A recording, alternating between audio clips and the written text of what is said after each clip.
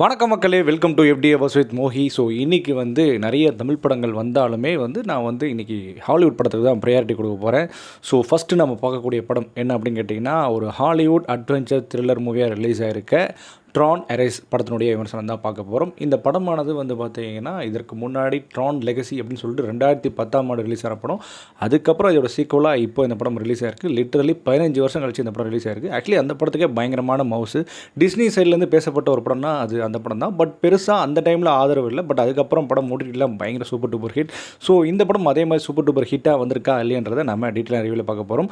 So இந்த review ஆனது பிடிச்சிருந்தா மறக்காமல் லைக் பண்ணுங்கள், கமெண்ட் பண்ணுங்கள், ஷேர் பண்ணுங்கள், சேனலை சப்ஸ்கிரைப் பண்ணால் மதுரை. ஸோ வாங்க நாம ரிவ்யூக்கு போகலாம். ட்ரான் எரேஸ் இந்த படத்தினுடைய கதையை ஸ்பாய்லர் இல்லாமல் சொல்லணும்னா, ஒரு சிம்பிளான சொல்லணும்னா, டிஜிட்டல் வேர்ல்டுக்கும் ரியல் வேர்ல்டுக்கும் இருக்கிற போராட்டம். அதாவது டிஜிட்டல் வேர்ல்டு ரியல் வேர்ல்டுக்குள்ளே நுழைஞ்சிடுறாங்க. ஸோ ஏஐ மனிதர்கள்லாம் அட்டாக் செய்ய ஆரம்பிக்கிறாங்க.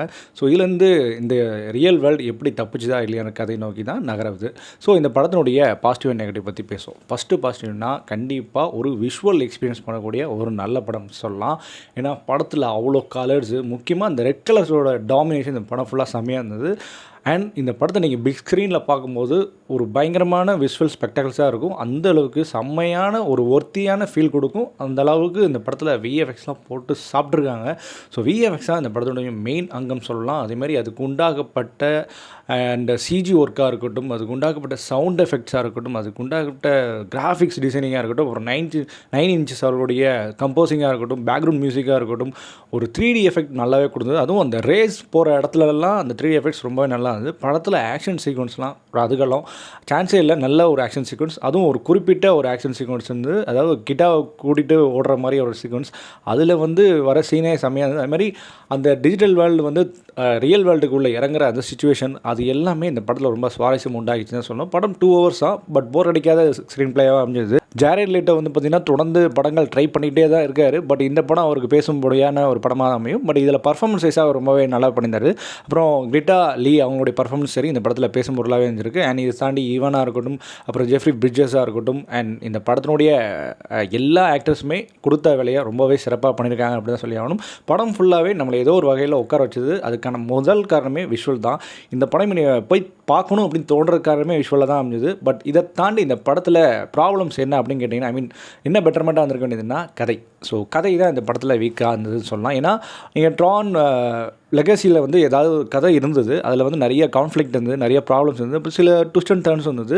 முக்கியமாக அதில் ரசிக்கக்கூடிய வகையில் எமோஷன்ஸ் இருந்தது. பட் இந்த படத்தில் அந்த எமோஷன்ஸ் டெப்த்து, அப்புறம் இதில் கான்ஃப்ளிக்ட்டு பெருசாக அமையப்படலை. மிக முக்கியமாக அந்த ஸ்க்ரீன் பிளே நகரில் பார்த்திங்கன்னா, ஓகே இதுதான் நம்ம போன இதிலே பார்த்துட்டோமே அப்படின்ற ஃபீல் பண்ணுற மாதிரியான சில சீக்வன்ஸும் இந்த படத்தில் அரங்கேறுது.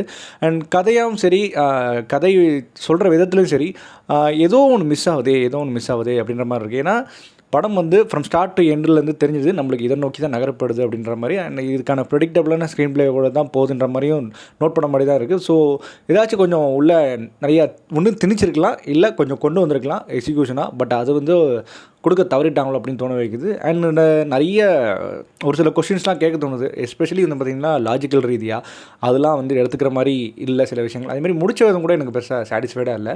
இன்னுமே கூட நல்லா முடிச்சிருக்கலாம் அப்படின்ற மாதிரி தோணுச்சு.